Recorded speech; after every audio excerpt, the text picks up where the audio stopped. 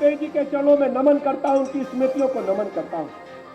पूज्य अटल जी की पहचान लखनऊ से थी और लखनऊ में एक एक घर उनको अपना भव्य अभिभावक मानते हुए उनको हमेशा याद करने का काम करता है। लेकिन मुझे कहने में प्रसन्नता है और गर्व भी है, पूज्य अटल जी को विरासत को आगे बढ़ाने का काम हम सबके अभिभावक लोकप्रिय सांसद आदरणीय रक्षा मंत्री जी बखूबी कर रहे हैं। पूज्य अटल जी ने लखनऊ के डेवलपमेंट का जो सपना देखा था, यदि हम कहें तो उसको पूरा करने का काम आदरणीय रक्षा मंत्री जी कर रहे हैं, तो इसमें कोई बड़ी बात नहीं होगी। पूज्य अटल जी ने सपना देखा था कि उनका लोकसभा क्षेत्र पूरे देश में एक मॉडल लोकसभा क्षेत्र के रूप में डेवलप हो। आज हम कह सकते हैं कि अंतर्राष्ट्रीय पैमाने पर जितने भी शहर तेजी के साथ आगे बढ़े हैं, उनमें लखनऊ भी एक शहर है जो बहुत तेजी के साथ आगे डेवलपमेंट के मोर्चे पर आगे बढ़ रहा है। चाहे फ्लाईओवर की बात हो, कल ही चर्चा माननीय रक्षा मंत्री जी कर रहे थे, 1 दर्जन से अधिक फ्लाईओवर बनकर के तैयार हो चुके हैं, 1 दर्जन से अधिक पाइपलाइन में है। अंतर्राष्ट्रीय स्तर का चारबाग का रेलवे स्टेशन, गोमती नगर का रेलवे स्टेशन, ऐशबाग का रेलवे स्टेशन, मानक नगर का रेलवे स्टेशन, रेलवे की सुविधाओं में भारी इजाफा हुआ है।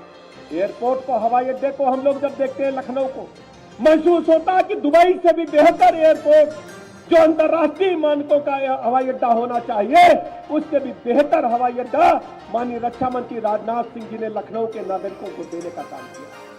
चाहे हवाई सुविधाएं हो, चाहे सड़क मार्ग की सुविधाएं हो, चाहे स्कूल कॉलेज अस्पताल की बात हो, आदरणीय रक्षा मंत्री जी ने लखनऊ के नागरिकों को व्यवस्थित ढंग से जीने का हक देने का काम किया।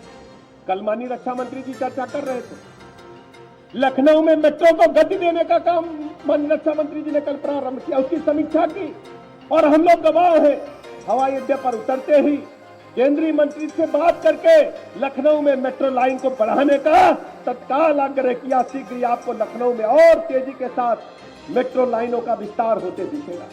चाहे यातायात की बात हो, चाहे दवाई पढ़ाई की बात हो, चारों तरफ लखनऊ का बेहतर से बेहतर डेवलपमेंट हो और लखनऊ के आम नागरिकों को हम कह सकते हैं कि सीधे से रोजगार से जोड़ने की भी चिंता माननीय रक्षा मंत्री जी समय समय पर की।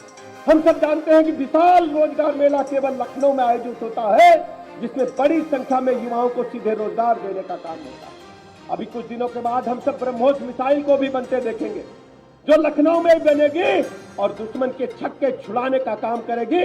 उस पर मेड इन लखनऊ की मोहर लगेगी। आदरणीय रक्षा मंत्री जी शीघ्र ही उसका भी लोकार्पण आपके समक्ष करने वाले।